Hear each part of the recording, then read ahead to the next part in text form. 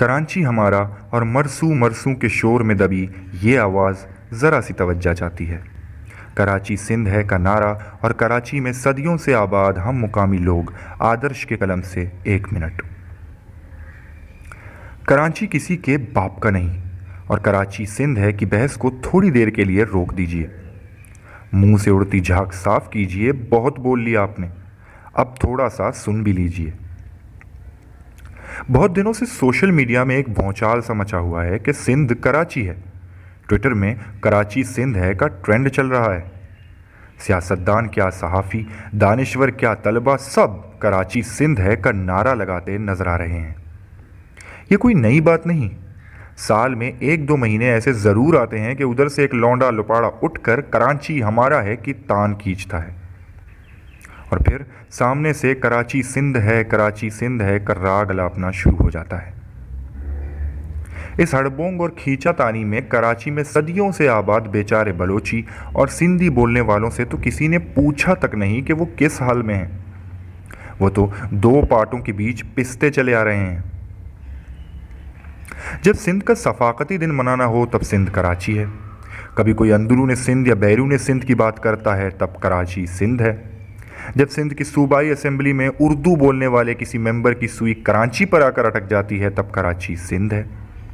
یہ معاملہ MQM اور پیپلز پارٹی کے لیے ووٹوں کی مشین، سندھی قوم پرستوں کے لیے آکسیجن اور دونوں اطراف کے دانشوروں کے لیے فراغت میں وقت گزاری کا ایک ذریعہ بن چکا ہے۔ کراچی والوں نے تو کراچی میں صدیوں سے آباد مقامی لوگوں کے ساتھ جو رویہ رکھا سو رکھا۔ سوال مگر یہ ہے کہ آج جو لوگ کراچی سندھ ہے کا نعرہ لگا رہے ہیں یا وہ کہتے ہیں کراچی ہمارا ہے، وہ خود کراچی کو کتنا اپنا سمجھتے ہیں؟ بنیادی سوال یہ ہے کہ اس نعرے کی ضرورت کیوں پیش آتی ہے؟ کیوں سال میں 1-2 بار اہل سندھ کو یہ نعرہ یاد دلایا جاتا ہے؟ جواب میں جذباتیت کے ڈھیر کو ٹٹولنے کے بجائے عمل سے کچھ نکال کر پیش کیجئے تو مانیں۔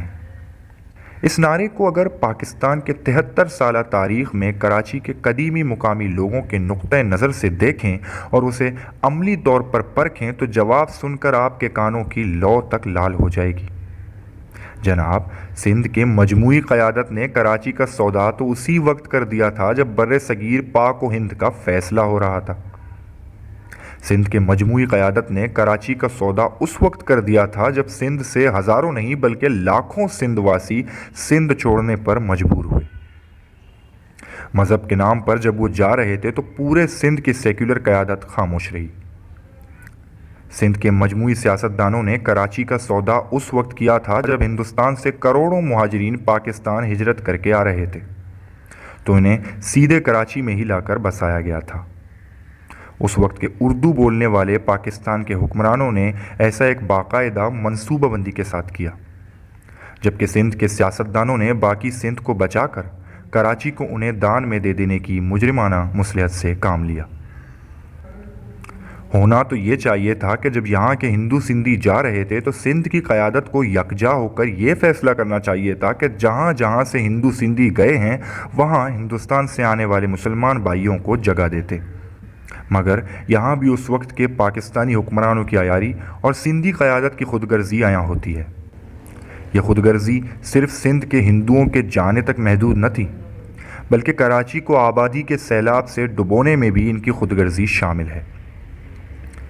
انہیں اس وقت یہ اندازہ نہیں تھا کہ وقت بہت ظالم ہے، گھوم پھر کر تماچا ضرور مار ہی دیتا ہے، اور اب اس وقت کے خود غرض سندھی مسلمان سیاستدانوں کی غلطی اور لاشعوری احساس جرم کا داغ 21ویں صدی کا سندھی سیاستدان اپنی خود غرضی سے دھونے کی کوشش کر رہا ہے۔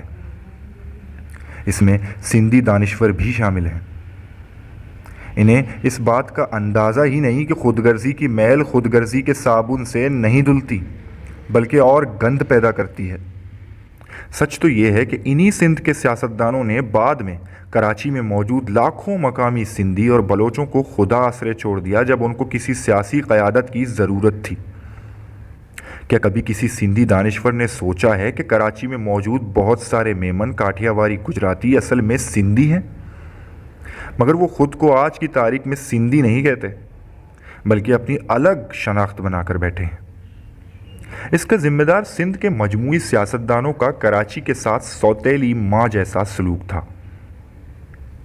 آگے چل کر سندھی قیادت نے نہ صرف آنے والے مہاجرین کے ساتھ بہتر رشتے بنانے کی کوشش نہیں کی، نہ ان کے مسائل جاننے کی کوشش کی، بلکہ ایک بیگانگی کا رویہ اپنایا۔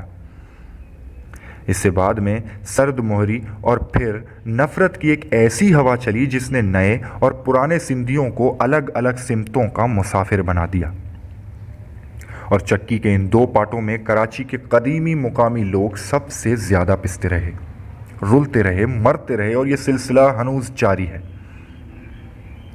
بات ہو رہی ہے کراچی سندھ ہے کہ نعرے کی، تو ایک تلخ حقیقت اور بھی سن لیجئے کہ 70 کی رہائی میں جب سندھ اور وفاق کی بیوروکریسی میں سندھ کے لوگوں کی نمائندگی ملکی سطح پر بڑھی تو باقی سندھ کو تعلیم یافتہ کراچی کے برابر لانے کے لیے کوٹا سسٹم بنا دیا گیا۔ آگے چل کر یہی نقطہ کراچی اور اندرون سندھ یعنی سندھ اور کراچی کی واہیات سوچ کی بنیاد بنا۔ اس ساری صورتحال میں دونوں جانب سندھ سیکریٹریٹ کی جو ایک مخصوص اور مختلف ذہنیت بنی اور جو نتائج برآمد ہوئے، اس سے کراچی میں صدیوں سے آباد مقامی سندھیوں اور بلوچوں کو سب سے زیادہ نقصان بھگتنا پڑا، کیونکہ قیام پاکستان سے ہی جاری پالیسیوں کی وجہ سے بیوروکریسی اور ایوانوں میں اردو یا دیگر زبان بولنے والوں کی نمائندگی بہرحال موجود تھی، لیکن اس ساری صورتحال میں اگر کوئی مکمل طور پر نظر انداز ہوئے اور محروم رہے تو وہ لیاری اور ملیر کے قدیمی مقامی لوگ ہی تھے، جو شب کے بھی مجرم تھے اور سحر کے بھی گنہگار ٹھہرے۔ یہاں کے مقامی لوگوں کو ہمیشہ سندھ کی لیڈرشپ کے تابع رکھنے کی کوشش کی گئی، کبھی بھی یہاں کے مقامی لیڈرشپ کو اہمیت نہیں دی گئی، چاہے وہ پیپلز پارٹی کی قیادت ہو، سندھی قوم پرستی ہوں یا دیگر وفاق پرست تنظیمیں ہوں، اور ایم کیو ایم کی تو بات ہی کیا۔ پتہ نہیں کہاں کہاں سے آنے والی اس قیادت کے لیے قدیمی مقامی باسی پتہ نہیں کہاں کہاں سے آ جاتے ہیں قسم کی ایک مخلوق قرار پائے۔ وہ تو متعصبانہ نرگسیت، بیہودہ خود پسندی اور خود ساختہ نام نہاد احساس محرومی سے آگے کچھ دیکھ ہی نہیں پائے۔ جب 80 کی دہائی میں لسانی کشمکش کو ریاستی اداروں کی ایما پر ہوا دی گئی تو سب سے زیادہ نقصان کراچی کی صدیوں سے آباد مقامی لوگوں کو ہی ہوا، کیونکہ ہمارے پاس ٹول پلازا کراس کرتے ہی سر پر رکھی سندھی ٹوپی تہہ کر کے جیب میں رکھنے کا آپشن موجود نہیں تھا۔ ہمیں تو یہیں جینا تھا اور یہیں مرنا تھا۔ سندھیوں اور بلوچوں کے کئی محلے گوٹ اجڑ گئے۔ اس مارا ماری میں مختلف زبانیں بولنے والے ناحق بے گناہ مارے گئے۔ ان میں سب سے زیادہ نقصان اردو بولنے والے اور کراچی میں آباد قدیم لوگوں کا ہوا۔ سندھ کی قوم پرست سیاست ہو کہ وفاق پرست سیاست، انہوں نے ہمیشہ اپنی مفادات کو ترجیح دی۔ وہ ہمیشہ 9-0 کے آقاؤں کی چاپلوسیوں میں لگے رہے۔ کبھی بھی سندھ کے کسی قوم پرست یا وفاق پرست تنظیم نے یہاں کے اردو بولنے والے یا قدیمی مقامی لوگوں کی ترجیحات کو تسلیم نہیں کیا۔ کراچی کے اردو بولنے والے کو تو پھر بھی ایم کیو ایم کی چھتر چھایا میسر رہی، لیکن قدیمی مقامی آبادی کا کوئی پرسان حال نہ ہوا۔ پیپلز پارٹی انہیں اپنی رعایا سمجھ کر استعمال کرتی رہی، اور قوم پرست انہیں اسی پیپلز پارٹی کے رحم و کرم پر چھوڑ کر تانا مارتے رہے اور لگاؤ جیے بھٹو کے نعرے اور دو پیپلز پارٹی کو ووٹ، مگر کبھی بھی ان کے پاس آ کر ان کے درد کو سمجھنے کی کوشش نہیں کی، نہ ہی ان کے مسائل کو اپنی سیاسی ایجنڈا میں شامل کیا۔ سندھی قوم پرستیوں سے کراچی کے یہ قدیم باسی یہ پوچھنے پر حق بجانب ہیں کہ کیا تمہارے نزدیک کراچی صرف بحیثیت زمین کے ٹکڑے کے سندھ کا حصہ ہے؟ کیا اس کے قدیمی اور اصل مقامی بلوچ سندھی سندھ کا حصہ نہیں ہے؟ عجیب تماشا ہے کہ صدا کی ہم نوالا و ہم پیالہ ایم کیو ایم اور پیپلز پارٹی الیکشنوں کے موسم میں کرانچی اور کراچی کا کھیل کھیلنے لگتی ہے، اور قوم پرست سیاست کے مخالف پیپلز پارٹی سندھ کارڈ کے تحت قوم پرستوں کی ہم نوا بن جاتی ہے۔ ہماری آنکھوں نے آدھا ہمارا آدھا تمہارا اور مرسوں مرسوں کے اس کھیل کے ایسے ایسے مناظر دیکھے ہیں کہ اگر انہیں بیان کریں تو آپ لوگوں کی سماعتیں اس کی تاب نہ لا سکیں گی، اور پھر بالآخر آپ لوگ اس سچ کو تعصب پھیلانے کی سازش کہہ کر شتر مرغ کی طرح خود فریبی کے ریت میں منہ چھپا لیں گے۔ ہم سندھیت کی بقا کے لیے کراچی کی گلیوں کے محاذ پر اپنا خون بہاتے رہے اور سندھی زبان کی بقا کے لیے سندھی میڈیمز میں پڑھتے رہے، لیکن افسر بابو بن کر کراچی آ کر اپنا رنگ ہی بدلتے رہے۔ وہ سندھی بھول کر اردو کے رنگ میں رنگ جاتے۔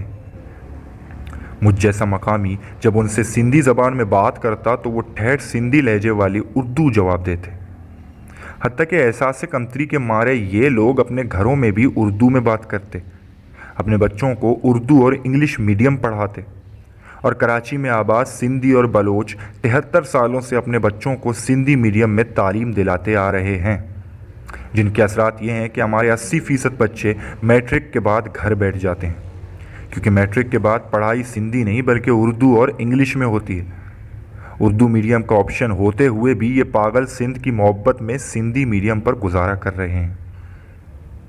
میں بلوچ ہوں، میری مادری زبان بلوچی ہے، مگر میں نے کبھی نہیں کہا کہ میرے بچوں کو مادری زبان میں تعلیم دو، حالانکہ یہ میرا بنیادی حق ہے کہ میں مطالبہ کروں۔ میں مطالبہ نہ کر کے اپنی مادری زبان بلکہ اپنے بچوں پر ظلم کر رہا ہوں، مگر پھر بھی اپنے بچوں کو سندھی میڈیم میں داخل کر کے اپنی سندھیت کا فرض ادا کر رہا ہوں۔ بدلے میں مجھے ہر مردم شماری سے پہلے یہ کہا جاتا ہے کہ میں مادری زبان کی جگہ بلوچی نہیں سندھی لکھواؤں۔ کیا اب یہیں ایک معیار باقی رہ گیا ہے؟ آپ اپنے بچوں کو سندھی زبان سے محروم کر کے صرف آدم شماری کے فارم میں زبان کے خانے میں سندھی لکھوائیں تو آپ کا قرض ادا ہو جاتا ہے۔ پھر مجھ پر یہ کیسا قرض جو میری سندھیت کے باوجود ادا نہیں ہوتا؟ کیا یہ اس بات کا ثبوت نہیں کہ سندھ کے تمام سندھی سیاستدانوں، صحافیوں، دانشوروں کو صرف ہندسے سے دلچسپی ہے کہ کراچی میں کتنے سندھی بولنے والے آباد ہیں، باقی انہیں کوئی غرض نہیں کہ وہ کس حال میں ہیں، ان کی زندگی کن مصیبتوں کا شکار ہے، کس طرح انہیں اپنی زمینوں سے بے دخل کیا جا رہا ہے، وہ کن سیاسی اشرافیہ کے رحم و کرم پر ہیں، ان کا استحصال کیسے نعروں کے بدلے کیا جا رہا ہے۔ کیا کبھی کسی سندھی سیاستدان، دانشور اور صحافیوں نے یہ جاننے کی کوشش کی ہے کہ کراچی میں صدیوں سے آباد لوگ اپنے گوٹھوں، محلوں، گلیوں میں کس احساس محرومی میں زندہ ہیں؟ اتنا بڑا بحریہ امپائر کھڑا کر کے سندھ کی تقسیم کی بنیاد رکھ دی گئی، لیکن کسی سندھ پرستی کے دعوے دار کے کانوں پر جوں تک بھی رینگی؟ بحریہ جیسے بھیڑیے کے خلاف برسر پیکار کراچی کے قدیم باشندوں کی چیخوں پر پڑا آپ کے آرام میں کچھ خلل؟ اگر آپ کو ذرا سا بھی احساس ہوتا تو آج بحریہ ٹاؤن کراچی، DHA کراچی، فضائیہ ہاؤسنگ پروجیکٹ گدھ کی طرح سندھ کو نہ نوچ رہے ہوتے۔ کراچی سے لے کر نوری آباد اور کراچی سے لے کر ٹھٹا تک زمینیں ہڑپی نہ جاتیں۔ یہ سب زمینیں یہاں کے مقامی لوگوں کی تھیں، انہی کے مویشیوں کی چراگاہیں تھیں۔ بحریہ ٹاؤن اور DHA کا ذکر آیا تو یہ بھی سن لیجئے کہ انہی سندھی سیاستدانوں کی پالیسی ساز فیصلوں، انہی کے بنائے ہوئے اداروں اور انہی کے دستخط سے ملیر اور لیاری میں جو بھی تباہی ہوئی، لیاری ملیر نام پر الگ الگ ڈیولپمنٹ اتھارٹی بنا کر لیاری اور ملیر کے زمینوں کا سودا بہت ارزاں قیمتوں میں کیا گیا۔ ملیر اور لیاری میں بلڈر مافیا کو طاقتور بنا کر باہر سے لوگوں کو یہاں آباد کرنے کی راہ ہموار کی گئی۔ ملیر کی زرعی زمینیں کوڑیوں کے مول فوجیوں اور بلڈروں کو دے دی گئیں۔ ملیر کے زرعی زمینوں پر فیکٹریوں کے NOC جاری کیے گئے۔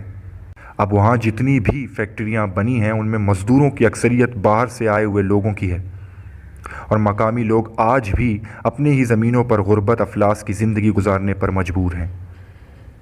ایسا لگتا ہے کہ وہ اپنی ہی زمینوں پر اجنبی بن گئے۔ یہ سب سندھی ہیں، بلوچ ہیں جو صدیوں سے یہاں رہتے آ رہے ہیں۔ ان کے لیے آپ کے پاس کوئی پروگرام نہیں، کوئی حرف تسلی نہیں، تو پھر محض نعروں سے آپ کس کو دھوکہ دے رہے ہیں؟ یہ معاملہ اب صرف چند اشخاص پر مبنی مقامی اشرافیہ کے سر پر ہاتھ رکھنے سے کہیں آگے جا چکا ہے، اور یہ معاملہ ناپسندیدہ سچ کے جواب میں غداری کی جذباتی سرٹیفکیٹس بانٹنے سے بھی اب حل نہیں ہوگا۔ لیکن وقت اب بھی ہے۔ خدارا پیٹ سے تھوڑا بلند ہو کر اس دل سے سوچئے جو ٹکا خان کی طرح صرف قطع زمین سے نہیں بلکہ زمین پر بسے لاچار انسانوں سے بھی پیار کرتا ہے۔